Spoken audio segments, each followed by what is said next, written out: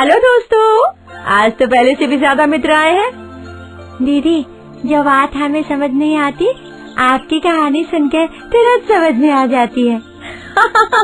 अच्छा, चलो आज भी एक ऐसी ही कहानी सुनाने वाली हूँ जिसकी समझ बहुत गहरी है और इस कहानी को दुनिया के हर परिवार को सुननी चाहिए। तब तो हमें जल्दी सुनाइए ना दीदी। बालक अरुष अपने मम्मी पापा और दादा दादी के साथ एक बड़े शहर में रहता था। वो अपनी दादी से बहुत प्यार करता था। स्कूल से वापस आने के बाद वो दादी जी के साथ ही खाना खाता और फिर शाम को उनके साथ ही बाहर सैर करने भी जाता। दादी जी, आज आप खुश नहीं दिख रहे हैं, क्या बात है? अरे बेटा, आज काम वाली को मैंने अपना कमरा साफ करने के लिए कहा तो तेरी माँ ने उसे मेरे कमरे की सफाई करने के लिए मना कर दिया। मगर दादी, मम्मी ने काम वाली को आपका रूम साफ करने से क्यों मना किया? तेरी माँ कह रही थी कि मैं अपना कमरा बहुत गंदा रखती हूँ और काम वाली उसके एक्स्ट्रा पैसे मांगती है। मम्मी को ऐसा नहीं करना चाहिए था दादी माँ। अरुष की मम्मी को दादी का साथ में रहना बिल्कुल भी अच्छा नहीं लगता था। एक दिन अरुष की मम्मी अरुष के पापा को गुस्से में कहने लगी, आप जल्दी ही अपनी बूढ़ी माँ का कहीं अलग इंतजाम कर दीजिए। उससे नौकरी करने के बाद इनके नखरे नहीं उठाए जाते। आप तो ऑफिस से आने के बाद खाना खाकर सो जाते, आपको कुछ करना ही नहीं पड़ता ना। अब धीरे बोलो, अरुष सुन लेगा तो क्या सोचेगा कि हम अपनी बूढ़ी माँ की सेवा भी नहीं कर सकते। मैं पैसे इकट्ठे कर रहा हूँ भाई, जल्दी ही इन्हें ओल्ड एज होम में शिफ्ट कर देंगे। अरुष दरवाजे के पीछे खड़ा अपनी मम्मी पापा की बात सुन रहा था, मगर उसे ओल्ड एज होम का मतलब समझ में नहीं आया। तो अगले दिन शाम को दादी के साथ सैर करते हुए उसने पूछा, दादी माँ, रात पापा मम्मी से कह रहे थे कि वो पैसे जमा कर रहे हैं ताकि आपको अब ओल्ड एज होम, हाँ, ऐसी ही जगह शिफ्ट कर सके। ये ओल्ड एज होम क्या होता है दादी माँ? क्या तेरे पापा ने ऐसा कहा? हाँ दादी माँ, मतलब जहाँ लोग जाकर बूढ़े हो जाते हैं। नहीं बेटा, ये एक ऐसा खूबसूरत घर होता है जहाँ बहुत सारे बूढ़े लोग इकट्ठे रहते हैं। मतलब अब आप हमारा घर छोड़कर वहाँ रहने जाएंगी दादी माँ?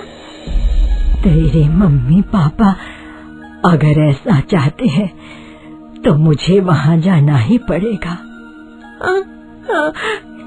नहीं दादी माँ, नहीं, आप मना कर देंगे। किसी तरह दादी अरुष को चुप करा के घर वापस आ जाती है।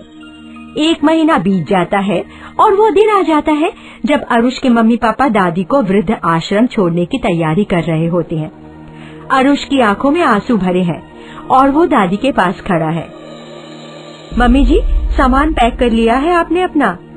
हाँ बहू, अब तुम्हें काम वाली को एक्स्ट्रा पैसे नहीं देने पड़ेंगे। कैसी बातें करती हो माँ?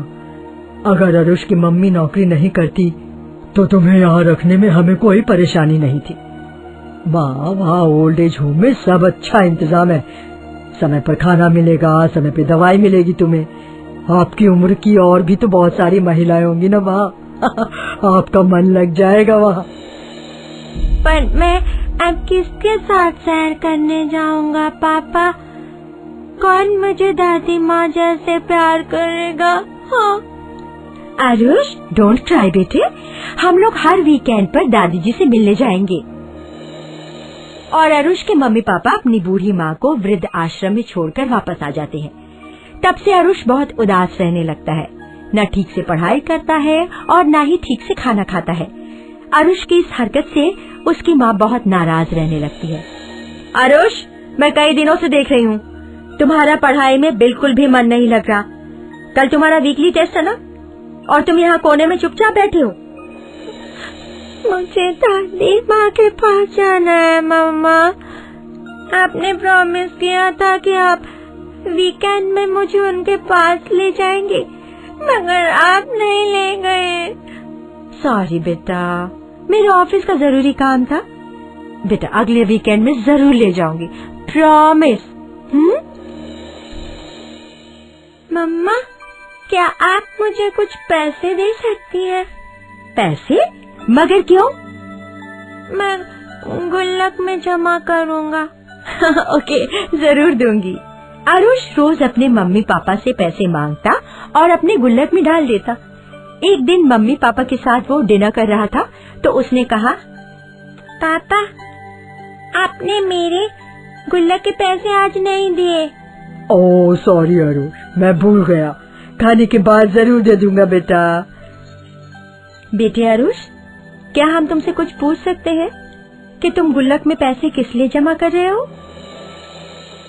मम्मा, मैं अभी से पैसे इसलिए जमा कर रहा हूँ ताकि जब मैं आपकी तरह बड़ा हो जाऊंगा ना, तब आप लोग दादी की तरह बूढ़े हो जाएंगे। फिर मैं इन पैसों से आप लोगों को ओल्ड एज होम में भेज दूंगा। आरुष के मम्मी पापा अचंभे से एक दूसरे का मुंह देखने लगते हैं। तो देखा दोस्तों, आप अपने माँ बाप के साथ जैसा व्यवहार करते हैं, आपके बच्चे भी आपके साथ वैसे ही व्यवहार करेंगे। यदि आपको अपने बच्चों से आदर पाना हो तो अपने से बड़ों का आदर करना होगा। यकीनन आप लोगों को ये कहानी दिल को छू गई होगी, है ना? अगली कहानी लेकर मैं फिर आऊंगी। तब तक के लिए बाय, धन्यवाद।